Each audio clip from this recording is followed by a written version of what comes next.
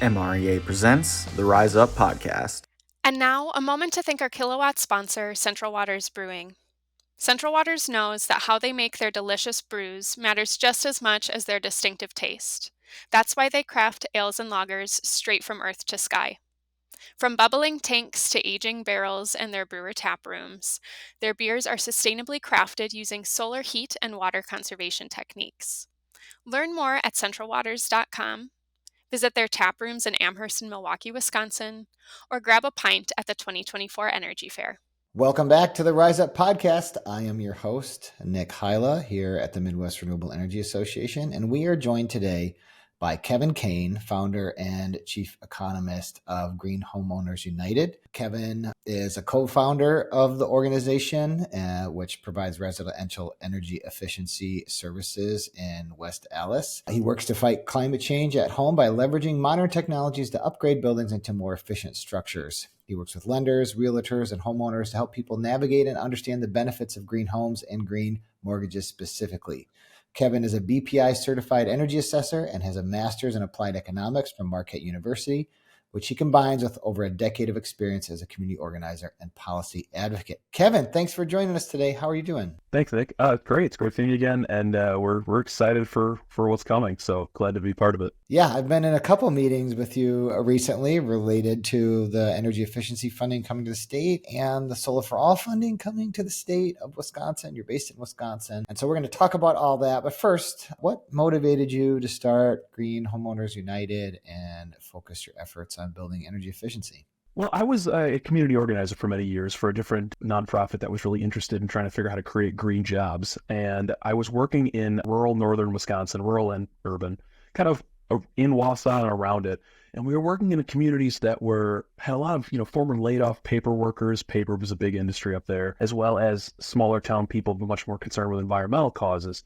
And so we thought a good community organizing issue at the time was to bring together kind of more blue collar and more small town folks, environmental focused, to say, hey, what if we were to rebuild all these old buildings in town, because it would be a great way to put people back to work and would pay for itself. It wasn't specifically, let's save the planet at the time, but that certainly was part of it. And so we started going down that path. There's certainly plenty of old buildings in the upper Midwest to work on, but we quickly realized that while we were able to pass like PACE loan laws and other sort of ordinances, we were having a hard time getting financiers and funders to pay for it, to do these sort of things that we knew that these buildings needed, especially solar. And so we tried to find a way to make that happen. We started trying to work with utilities, with banks, with many others. And in that conversation, we started doing the research and realized that while we were looking at commercial buildings, according to the climate experts, we really should have been looking at homes. The NRDC, they found that upgrading homes to be energy efficient is the single biggest thing society can do to cut carbon emissions, more than making every car an electric vehicle, more than putting a solar panel in every government building. Now, to be fair, we got to do all of it. But if homes were really the front lines of it, well, shoot, we should be figuring out how to make it easier for homeowners. And when you've seen the holes in attics that I've seen where I could fit through some of them, and I am not a small man, you start to realize, oh yeah, there's a lot of energy being lost in these places, even when it seems invisible. And so we changed our tactics and started working to see if we can make it easier for homes to be upgraded. We were able to convince Associated Bank, the largest bank in Wisconsin, to start offering something called a green mortgage. And then a while passed, they hadn't gotten one yet to do it. And my wife and I decided that we would be the first in the state, to our knowledge, to get a green mortgage. We worked with Associated Bank. We were able to get through this program about 4.5 years ago, solar panels, insulation, heat pump water heater, new windows, all sorts of energy efficiency and renewable improvements that I could never have afforded. And we were able to integrate it into the mortgage when we were buying the home. And it worked out really well. My monthly mortgage went up a little bit, but my utility bills went down by more. And so we thought, hey, we have something here. We have a way to help people upgrade the homes and truly afford to do more than maybe they could have done out of pocket. And it worked for me. And so we tried teaching people all over the state to do it, but it became clear that the best way to make sure that we could help people upgrade their home in this fashion was to become the contractors doing the work, to do the energy assessments, to do the insulation, the windows, and to work with experts in the solar field and the plumbing field, some of those areas that we don't do ourselves. But we have now helped about a dozen lenders learn how to offer green mortgages. It's a product that Fannie Mae and Freddie Mac and the VA all have, but most banks never really used. And since then, we've gone beyond that, and now we help people with a variety of programs that are out there. rebates, tax credits, fair financing. And so our expertise now is guiding people through the programs that are out to figure out how to make their home as energy efficient as possible. So you started answering my next question, but who is your target audience for Green Homeowners United and what services do you offer? We work with generally older homes. We don't do new construction. We don't do homes that were generally just built, but the majority of homes in this country are older. They're not brand new. They're not within the last 10 years. And so while a lot of effort has been put into making homes more energy efficient when you're building them, most homes are not new. And so we have a long way to go to upgrade older building stock. It's probably our biggest work going on right now. And so we try to work with people who have homes that are built at least before 1985, or at least the 80s generally, which again is most of us. My house is from 1956, and there was a lot that I could do on my home, as is most people. Things like, if I can see your concrete walls in your basement, we should probably insulate it. If we're starting to transition a lot more to heat pumps and solar, we need to make sure that the building envelope, as they call it, is as tight and insulated as possible first. Very important work. Not the most glamorous work, of course, but probably the most valuable work out there. And like you said, probably the highest volume of need on a per, if you look at the number of structures that are out there in that category. So you'll have a lot of work ahead of you. To date, what have been some of your biggest successes and challenges? Basically, what lessons learned here so far? As we started to learn a lot more about the residential market, especially just in home upgrades in general, we've learned that people have many, many problems in their various homes, or many things that they would like to have fixed. And the skill sets and the trainings are similar, but they're not always aligned. So for example, like we at Green Homeowners United, we do a lot of insulation projects in attics and basements. And the city of Milwaukee came to us and said, we really want to work on lead abatement. And that's not the same thing. Lead abatement is often replacing windows and removing old paint, but whether it's that or homeowners have other home repairs, we're finding that a lot of houses, they need a combination of different improvements, some that are explicitly energy efficient and some that are either health and safety oriented, either for the workers proposing to do the job or for the homeowners who are going to live there. So there's a lot of, especially in old building stock, things that we need to work on. The success that I think that we are pretty proud of is that we have sought to create jobs that are union, which is very rare in the residential energy efficiency sector, that also has a focus on a health and safety aspect too. So to train our workers in how to be lead safe, to know how to replace windows in a lead safe manner, to spot asbestos, to address other areas of health and safety, so that we can try to make a dent on it. Unfortunately, some of the challenges is that we're not always able to do that. Some of that area is rather specialty, or that people cannot necessarily afford to do what they need to try to both make the home energy efficient and healthy at the same time. And that is kind of a challenge, which is part of the reason why we're so excited by what's coming with the Inflation Reduction Act, because it's going to be easier to afford to say, hey, I got to remove this vermiculite out of my attic. That's going to cost a bunch of money, but for my health, it's a good idea. But then also to pay to have it re-insulated, that might be more than some people can afford to do. And so with these new incentives, rebates, tax credits, fair financing, we can try to take on a lot in this area. But we're very excited that we're working with the laborers union, we're working with the state to try to figure out how do you make these jobs careers? Because if we have master electricians and master plumbers, well, shoot, we need master insulators if we're ever going to upgrade every building in the country. And that classification doesn't exist today. I like that vision. And, the recent experience with the American Recovery and Reinvestment Act was kind of this boom and bust in these weatherization jobs because of the way that funding rolled out. But you brought up the Inflation Reduction Act, and that is a 10-year horizon of funding, which would really support more of a runway to make this a profession and to make this just standard operating procedure. So let's dig into that a little bit. With the Inflation Reduction Act, we know that through their home energy efficiency program, there's this state formula funding. Every state is getting funding. What's coming to Wisconsin? What are you excited about? And I guess what can a residential homeowner expect? The Inflation Reduction Act has a lot in it, but there's really three major provisions that are going to help homeowners afford to upgrade their home. There's the federal tax credits, of which have been a big part of the solar industry, of course. They're becoming bigger now for insulation, for heat pumps, not really for windows and doors as you might expect. It used to be more in the ARRA back in the Obama administration for windows, but not as much anymore. Then there's the two federal rebate programs, of which Wisconsin together is getting $149 million in rebates. and possibly more if states like Florida reject the amount of money, which apparently they've been proposing to do. The two rebate programs, and they've changed the acronyms, are referred to as the Homes rebate. That's one. That is technically available for people who do projects now. And if you do work today, you may get the rebates a little later in the year, but you're still qualified for it. So to get that, you would need an energy assessment on your home, ones that we provide, but there are others. And we're going to show you how do you reduce your combined energy use by 20% or more. And if we can get to maybe a 35% reduction, you'll get even more money, twice as much as you might otherwise get. So the more you do in the house, the more you're rewarded for it. So depending on how much you do and how large your home is, family size, as well as your income, you might get anywhere from $1,500 to $10,000 in rebates for your home from this Homes rebate program from the Inflation Reduction Act. That's on top of tax credits. That's on top of what the Focus on Energy Wisconsin program already does. And so that program we're helping people with now. A lot of what we've found, we've modeled hundreds and hundreds of homes to figure out how to achieve that 20% reduction. And most of the time it's going to be an insulation. Insulating your walls, your basement, your attic. And what we're finding is that the thing that most suburban and urban homes lack is really the basement. So if you're thinking, hey, I want to use this rebate program, but I'm not really sure how it helps, we'll do the energy assessment on your home, but I'll give you a short version. If you can see your concrete walls in your basement is probably ripe for being insulated. But that's just one rebate program. The other one is called the HEAR, H-E-A-R, rebate program. We sometimes call it the Electrification rebate program. And that's going to be things for heat pumps, heat pump water heaters, electrical rewiring, other sort of things that make the home able to be less reliant on natural gas, propane, fuel oil, things of that nature. We always advise people to look at it with these incentives as a 1, 2, 3 punch.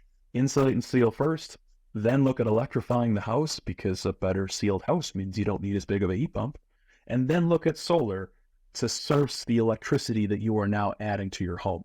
I did it the opposite way, and now my panels don't cover my full electric bill. So don't listen, don't follow my example. Luckily, the rebate programs are designed to do both. That second rebate program, the heat pump one, will not be live until fall. So do not go out today and get a heat pump and think, oh, I'm just going to get a rebate later for it. That's not necessarily the case. For all of these programs, there are different rules and expectations. They're not impossible to learn, but it's a lot easier if you work with a firm like ours that guides people through all the incentives. Come up with a multi-year plan for how to get the most benefit and space out the work that you're going to do. You do not have to do it all in a year. And honestly, that's the fun of being a homeowner. There's always more projects to do. So let's space them out. I love this 1, 2, 3 punch: insulate, electrify, and solarize. That's a really, really great way to say it. So one of the facets of this formula funding that every state has access to but may not pursue, as you mentioned, Wisconsin surely is. All Midwest states have plans and are in some sort of process by which they're getting their programs in place. Most states are looking at a fall, winter launch of all of these incentives. But one interesting facet of this program is it's really targeted to low to moderate income households. And so what you're looking at is, if you look at the area median income where you live, you're looking at about a household that's 150% area median income or lower, and the incentives get bigger when you get to that 100% area median income. And I know that you have worked with, as an energy, basically in your energy services, with some low to moderate income households. So what are some of the challenges or barriers to adoption of energy efficiency and electrification in these households, and how have you been kind of addressing them? We have seen all sorts of concerns in older housing stock, everything from fire risks to rat holes to vermiculite, asbestos. All these things can be barriers to making the home as energy efficient as possible, let alone livable and safe. And so being able to utilize these various incentive programs will allow us to guide people through what makes the most sense. For example, we see maybe 1 out of 20 homes in southeastern Wisconsin has vermiculite in its attic and or in its walls. Vermiculite usually has asbestos in it. Not always, but a lot of the time it does. And so we're not really supposed to remove that. Well, it turns out there is an incentive program that helps people pay for removing it and re-insulating. Now, that's not part of the Inflation Reduction Act, but you then can stack that on top of the Inflation Reduction Act incentives. It's called the Zonal Trust, just to use one example. Or in another one, we saw one where the electrical box was sparking and it was a health and safety issue because we were insulating a basement. will now be able to connect them to an Inflation Reduction Act rebate later this year for upgrading their electrical. Although in that particular case, we got them safety attention sooner. And so there's a lot of different challenges, but the biggest one by far is going to be in affording the improvements. Moderate income homeowners may not be able to drop $5,000, $10,000, $15,000 on a home that really needs this, because either way they are paying that amount of money. It's just a question of whether they're paying it for improvements or they're paying it in higher utility bills. That upfront cost thing becomes a challenge to a lot of people. That means us in the quasi-advocacy, quasi-doing this on the ground role, we have two things we need to be pushing for. We need to be ensuring that people have access and know how to use these rebate programs to reduce the upfront cost. And we need to be encouraging there to be far better green financing options that are acceptable to people, even with maybe not the best credit history, to make that possible. Because again, you get more incentives from the federal government the deeper you go into your home, the more you have done in your home. That will mean that you may have to spend more to get more, and being able to space that over time with financing programs like Associated Bank's Green Mortgage or Summit Credit Union's City of Milwaukee ME2 loan. Those are just two examples, but truthfully, we need a lot more. This green bank that Wisconsin will eventually have should make it easier for people to do larger improvements. So truthfully, it's the cost. What we will say is by leveraging the various incentive programs for a lot of people who are under 80% of the median income. So that would be $79,000 for a family of four in Milwaukee. If you make under that, if you need to get your attic insulated or your walls insulated, we may be able to help you do that effectively at no cost. Now, every house is a little bit different, but a lot of times people think, oh my gosh, this is so far outside the realm of what I can do. I got to fix the stairs, I got to replace the refrigerator, and I got to fix this water heater. Well, in some cases, it can be very low or no cost, or even paid off in only a few years in lower utility bills. That's not always the case. Our utilities charge a lot less for natural gas than other states do. And so maybe don't necessarily upgrade your home thinking it's going to pay for itself in a year, but recognize that there's a lot of other good reasons. Make the home more comfortable, drier. A lot of times it can make basements, for example, less moist, as well as increased housing value. And that's something that we talk about a lot with bathrooms and kitchens. Upgrade your house, it'll improve your home value. We don't really talk about that as much with insulation, and we should, because the data is clear that it saves energy, helps fight climate change, makes you warmer, and can improve your home value when you highlight it a lot, which is why we often work with realtors and appraisers to pay attention to that. Yeah, you listed off a lot of different programs, and so I just want to flag for a homeowner is that, having a good contractor that understands all of the incentive and finance and grant and other availability of programs out there, it's going to, you don't have to know all this yourself, right? So someone like you, Kevin, when you're working with a customer, you're really looking to see what programs are out there to save the customer money. And that's a complicated, if you're looking at state and federal and multiple programs and working with lenders, it's a complicated effort. But now, would you say, Kevin, that pretty much now, have you ever seen a time in your career where there was such a financial opportunity for a low to moderate income household? Has there ever been more incentives available than there is coming up right now? Not in my contracting career, no. There was definitely a big push during the American Reinvestment and Recovery Act a long time ago, but this is perhaps the largest investment America has ever made in trying to upgrade buildings to be energy efficient. And that's really, really important. And I was also active in a different world that seems unrelated, but I promise it's kind of not. And that was in the rollout of the Affordable Care Act.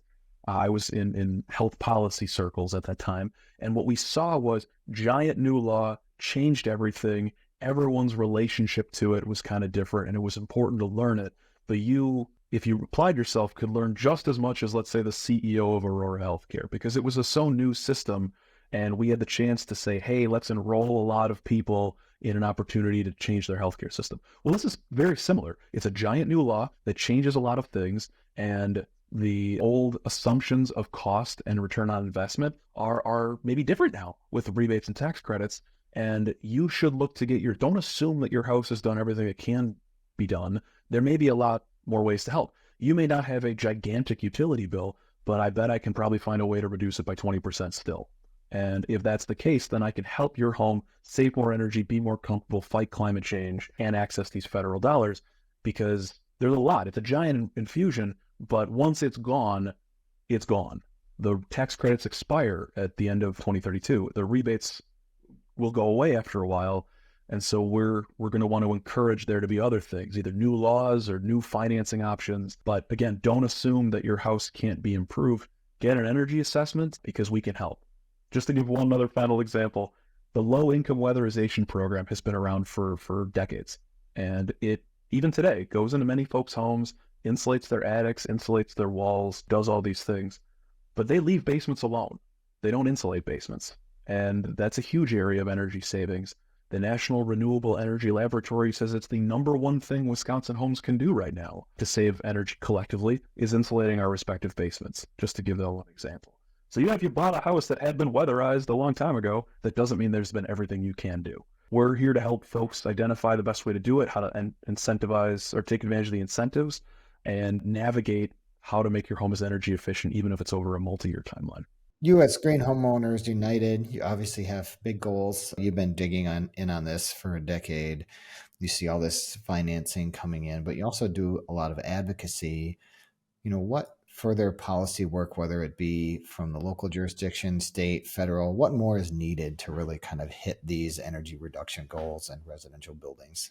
Residential is a different animal from commercial in a number of ways, not just from building codes, not just in inspections, but also in how we treat our workforce. And as people are getting into this, many people see residential as the entryway for a lot of folks, in some cases without certain documentation or without certain professional development training. And many people learn by doing. And for many, it can be a great career opportunity. My father-in-law spent his entire career in the residential sector, but at the same time, for too many, there are not good wages or benefits or job security. It's really rare to find other firms that have platinum health insurance and a pension like we do through the laborers union, because many people in residential just don't really think that's doable. We believe that it is, and we try to show that. However, public policy shifts that make it easier for people to stay in this career and stay in this profession and use those skills that they develop to help hundreds more homes. We need that. We need that if we have any chance at all of upgrading the millions and millions of homes that we have to effectively fight climate change. And you see that in the other sectors, plumbing, electrical, HVAC. There are apprentices. There are, in some cases, prevailing wage Davis-Bacon requirements in some areas. There's all these job standards that you might expect that are pretty much not present in residential at all. And as a consequence, that becomes harder than for certain firms to lift themselves up, to pay workers better, to give them that security so that people can truly invest in this as a profession. So we've already been talking to the state of Wisconsin's Department of Workforce Development about a registered apprenticeship for residential workers. We are working with the laborers union to explore that exact topic. We've been encouraging institutions such as the Green Bank to looking at things like the Davis-Bacon prevailing wage requirements for things they may fund, something they may have to do anyway from bipartisan infrastructure law. And so it's areas like that we think we can, the rising tide lifting all boats, the homeowners and the planet and the workers. And so that's one of the areas that we definitely see, because if we try to upgrade homes on the backs of people not making enough money to pay the bills, they're not going to stay in this industry very long. And that's a huge shame for fighting climate change. The other thing that we're really going to have to do is work on access to fair financing for more homes. Rebates will at some point go away. Tax credits will at some point go away. But if we help people afford to do the things that pay for themselves over time by paying it off over time in either better or just good terms, then that is going to be the biggest way that we can help homes do larger projects that are more needed for health, safety, and carbon emissions. And so whether it's green mortgages or something called on-bill financing where the utilities help finance it, or even if it's just sort of a better home equity loan or other sort of lending program that helps people do these sort of improvements, we need to make that bigger, whether that's a private sector solution, a public sector solution, or some combination of the two. That is what I hope we walk away from the rollout of the Inflation Reduction Act with, whether it's a green bank or a lot of banks being green, because that is what is going to be needed to unlock billions of dollars in funding to upgrade older homes. Yes, with solar, yes, with windows, yes, with heat pumps, but also in insulation, in making their basements better, in all the other, in sealing air leaks, the things that matter just as much, but are a bit less visible. Yeah, two big ideas there. I really appreciate you talking about the workforce piece, because none of this happens without a workforce. You can have all the best ideas in the world and all the incentives out there, but if you can't hire someone to do it, then it's not going to get done, and they should be trained and professional and paid well. And so I really appreciate that perspective of yours. And of course, on the financing side, we have some persistent high interest rates. Things are pretty expensive. And so good, affordable, fine access to financing. So those two issues sound like you'll be continuing to advocate for the homeowner. But let's talk about the homeowner. Okay, say I'm a homeowner. I have an old house built in the 70s or the 60s or early 80s. I notice that it's drafty. I notice I have moisture issues. I notice my utility bills are high. I call you, you come over. What happens? What's the process? So in some cases, we'll just come to the home and do some measurements. If you already know what you want to do, you already want to insulate your attic, you want to upgrade your basement or replace some windows, we'll come and just do a measurement, and there's no cost for that. But if you're looking to say, I'm not sure what I want to do, or I'm not sure what would have the biggest impact on my home, or what incentives can I take advantage of, you could hire us to do an energy assessment where we are going to go into the home, we are going to measure all those areas that I mentioned, but we'll also run a series of diagnostic equipment. Blower door, which measures how leaky the house is. We might use a thermal camera to identify where there's voids in your insulation, or combustion safety tests to look for carbon monoxide issues or things of that nature. In some cases, some people choose to go above and beyond and also have us leave indoor air quality monitors around the home for about a week at a time. And with that, we can track things like high humidity levels, carbon dioxide levels that kind of say, hey, this room isn't being vented enough, particulate matter, volatile organic compounds. And with it, we can make recommendations around ventilation, air sealing, source control to make the house healthier and drier. And so with that, then we'll do a video presentation with you after we've done the math, and we'll say, here are the rebates and incentives you're eligible for. Here's how we get them for you. These are the recommendations to get you at least to 20% energy savings, because again, that unlocks more for you. And we'll send this report to you as well as a proposal that can help you decide how to make this possible, that takes advantage of rebates and tax credits that you may be eligible for. But there's no expectation that you have to go with us. If you have a contractor already and you just want the energy assessment to unlock incentives or know what to do, that's fine too. We can just send you the report that you could hand to a contractor or someone else who might be working on the home, and you can go from there. So definitely start with an energy assessment. It alone now can qualify you for a $150 federal tax credit, even before you do anything in the home. So that's a no change as of last year. And then with it, we'll guide you through what steps may make the most sense for your home and how to be rewarded for doing it, with lower utility bills and federal and state incentives for doing it. The point here is to call an expert that can do one of these energy assessments, because that's when you're going to learn not only what is the highest value, lowest cost for your situation, but also everything that you qualify for, whether it be a utility incentive, a state incentive, a federal incentive, a tax credit, some sort of loan or grant or weatherization assistance program or whatever it might be. Someone like you at Green Homeowners United or other firm can do that for a person. Kevin, this has been very educational. Is there anything else you'd like to talk about, or anything leave with us today before we wrap up? So a lot of people jump to wanting to do certain improvements that are a bit flashier: solar, electric vehicle, heat pump. We are pro all of those, and they absolutely have to be part of our transition.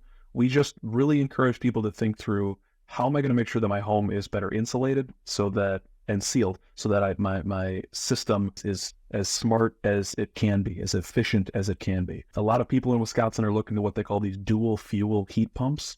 Because of our higher electric bills, it's harder to do an all electric heating system. Well, if we can make the house insulated and sealed enough, it may almost never have to use the furnace side of the dual fuel if we can do that. And so you can coordinate and do these in a particular way that maximizes the incentive, but also you're upgrading the home in the particular order that maximizes the benefit to it. And so even if you're thinking, hey, I'm just interested in solar right now, that doesn't mean it's not worth looking at an energy assessment too, because that might influence. I personally, in my own home, I don't have enough solar to cover the electric needs. And in retrospect, I wish I would have done it a different way. And now we advise people on how to do just that. Well, thank you so much for your time today, Kevin. I don't want to steal any more of it, because you need to go out there and save us all some kilowatt hours and therms. So you keep up the good work. That's going to save us all money in the long run. Thanks so much. Thank you. We would like to take a moment to thank one of our megawatt sponsors, Organic Valley. Organic Valley holds themselves to the highest standards and are proud to be one of the few always organic brands. Organic Valley products are sustainably made without the use of toxic pesticides, synthetic hormones, antibiotics, or GMOs. Learn more at organicvalley.coop. The Rise Up Podcast, Season 5, Episode 4, Is Your Home Electrification Ready? Special thanks to our guest, Kevin Kane, hosted by Nick Hyla and produced by Kyle Galloway. Made possible with support from the Sally Mead Hands Foundation.